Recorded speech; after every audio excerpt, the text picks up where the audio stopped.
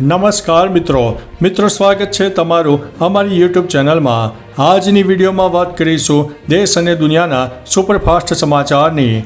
સૌપ્રથમ વાત કરીએ તો હિટ એન્ડ રન કેસ, શિવસેનાના નેતાની ધરપકડ કરવામાં આવી છે। મુંબઈના વલ્લીમાં હિટ એન્ડ રન કેસમાં શિવસેનાના નેતા રાજેશ શાહની અટકાયત કરવામાં આવી છે। રાજેશ આરોપી મિહિર શાહના પિતા છે। આ મામલે સીએમ એકનાથ શિંદે કહ્યું છે કે કાયદો દરેક માટે સમાન છે, કોઈને પણ બક્ષવામાં નહીં આવે। તમને જણાવી દઈએ કે મિહિરે તેની BMW વડે સ્કૂટી પર સવાર માછીમાર દંપતીને ટક્કર મારી હતી, જેમાં મહિલાનું મોત થયું છે। મિત્રો, અન્ય મહત્વના સમાચારની વાત કરીએ તો ચાંદીના રથમાં નગરચર્યાએ નીકળ્યા હતા જગન્નાથજી। અષાઢી બીજને લઈને ગુજરાતમાં ઠેર ઠેર જગ્યાએ ભગવાન જગન્નાથજીની નગરચર્યાએ નીકળ્યા હતા। શામળાજીમાં પણ ચાંદીના રથમાં નગરચર્યાએ નીકળ્યા હતા। શામળાજીમાં ભગવાન શામળિયાની ચાંદીના રથમાં રથયાત્રા નીકળી હતી। શામળિયાની રથયાત્રા નીકળી હતી। મંદિર પરિસરમાં જ ભગવાનની રથયાત્રાનું આયોજન કરાયું હતું। મોટી સંખ્યામાં ભક્તોએ યાત્રામાં જોડાઈને દર્શનનો લાવો લીધો હતો। મિત્રો, અન્ય મહત્વના સમાચારની વાત કરીએ તો રાહુલ ગાંધીએ લખ્યો છે યોગીને પત્ર, કરી છે આ માગ। ઉત્તર પ્રદેશના હાથરસમાં 2 જુલાઈના રોજ સત્સંગ દરમિયાન નાસભાગ મચી ગઈ હતી। આ અકસ્માતમાં 121 લોકોના મોત થયા છે। આ ઘટનાને લઈને હવે રાજકારણ ચાલી રહ્યું છે। રાજ્યની ભાજપ સરકાર વિપક્ષના નિશાના પર છે। આ દરમિયાન કોંગ્રેસ સાંસદ રાહુલ ગાંધીએ મુખ્યમંત્રી યોગી આદિત્યનાથને પત્ર લખ્યો છે। તેમણે સીએમ યોગી પાસે વળતરની રકમ વધારવા અને દોષિતોને કડક સજા કરવાની માંગ કરી છે। મિત્રો, અન્ય મહત્વના સમાચારની વાત કરીએ તો રથયાત્રામાં 4 લોકો બેભાન થઈને ઢળી પડ્યા હતા। અમદાવાદમાં 147મી રથયાત્રા શાંતિપૂર્ણ માહોલ વચ્ચે આગળ વધી રહી હતી। રસ્તા પર ભગવાનના દર્શન કરવા માટે ભક્તોની ભારે ભીડ જોવા મળી રહી હતી। ત્યારે કાલુપુર પાસે ભારે ભીડ અને ગૂંગળામણના કારણે 4 લોકો બેભાન થઈ ગયાના સમાચાર સામે આવી રહ્યા હતા। આ લોકોએ તાત્કાલિક 108 એમ્બ્યુલન્સ મારફતે સારવાર માટે હોસ્પિટલમાં ખસેડવામાં આવ્યા હતા। મિત્રો, અન્ય મહત્વના સમાચારની વાત કરીએ તો અક્ષયે પંજાબી ગાયકના પરિવારને કરી છે આર્થિક મદદ। અક્ષય કુમારે પ્રખ્યાત પંજાબી ગાયક અને પદ્મ ભૂષણ પુરસ્કાર વિજેતા ગુરમીત બાવાની પુત્રી ગ્લોરી બાવાને આર્થિક મદદ કરી છે। સ્વર્ગસ્થ ગુરમીત બાવાની પુત્રી ગ્લોરી બાવા આર્થિક સંકટમાંથી પસાર થઈ રહી છે અને સોશિયલ મીડિયા પર પોતાની આર્થિક સમસ્યાઓ શેર કરતી વખતે તેણે સરકાર પાસે મદદ માગી હતી, જે બાદ અક્ષયે શનિવારે તેને સંકટમાંથી બહાર લાવવા માટે 25 લાખ રૂપિયા મોકલ્યા હતા। મિત્રો, અન્ય મહત્વના સમાચારની વાત કરીએ તો બોડેલીમાં પણ નીકળી ભગવાન જગન્નાથજીની રથયાત્રા। ગુજરાતમાં અમદાવાદ, ભાવનગર, ગાંધીનગર, ડાકોર અને રાજકોટમાં રથયાત્રા નીકળી હતી।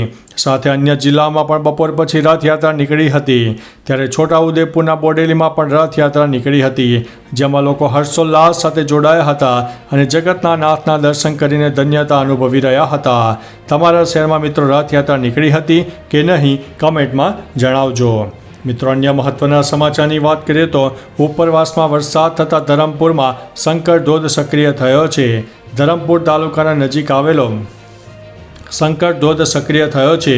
ધોધની સુંદરતા સોળે કળાએ ખીલી ઉઠી છે। ઉપરવાસમાં વરસાદને કારણે શંકર ધોધમાં નવા નીર આવ્યા છે। શંકર ધોધ ફરીથી સક્રિય થતાં પર્યટકોનો જમાવડો પણ શરૂ થયો હતો। વિલ્સન ફરવા આવતા પર્યટકો હવે શંકર ધોધની પણ મુલાકાત લેવા પહોંચી રહ્યા છે। નોંધનીય છે કે ચોમાસાની શરૂઆત સાથે ધોધ ફરીથી સક્રિય થયો હતો। આ ધોધ સુંદર દ્રશ્યનું સર્જન કરે છે। મિત્રો, અન્ય મહત્વના સમાચારની વાત કરીએ તો નેશનલ હાઈવે હરિયાળો બનાવવા એમપીનું સૂચન। સાબરકાંઠા અરવલ્લીના સાંસદ શોભનાબેન બારૈયાએ નેશનલ હાઈવે ઓથોરિટીને સમસ્યાઓનું નિરાકરણ લાવવા માટે લિખિત પત્ર લખ્યો છે। તેઓએ કહ્યું છે કે યાત્રાધામ શામળાજીનું હાઈવે પર સાઇન બોર્ડ લગાવવામાં આવે અને બજારમાં ભરાતા પાણી માટેની યોગ્ય કાર્યવાહી કરવામાં આવે।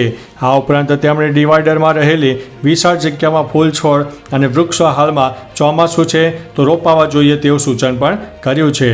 મિત્રો, અન્ય મહત્વના સમાચારની વાત કરીએ તો ભગવાનના મોસાળમાં રસોડા ધમધમ્યા હતા। છેલ્લા 7 વર્ષથી દર વર્ષે રથયાત્રાના દિવસે ભગવાનના મોસાળ સરસપુર ખાતે 5000થી વધુ ભક્તો ભોજન પીરસવામાં આવ્યું હતું। ભક્તોને પૂરી, શાક, મોહનથાળ અને ફૂલવડીનો પ્રસાદ જમાડવામાં આવ્યો હતો। સરસપુરમાં ટ્રક આવી પહોંચતા તેમાં અનેક ભક્તો પણ જોડાયા હોય છે। સરસપુર ખાતે રસ્તા પર ચાલીને આગળ જતા ભક્તોને રોકીને પ્રસાદી લેવા આગ્રહ કરવામાં આવ્યો હતો।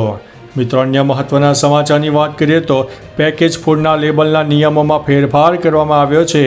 Food safety and standard authority of India એટલે કે FSSAI પેકેજ ફૂડના લેબલ પર મીઠું, ખાંડ, ચરબી વિશે મોટા અને બોલ્ડ અક્ષરોમાં માહિતી આપવાનું ફરજિયાત બનાવવાની તૈયારી કરી રહ્યું છે.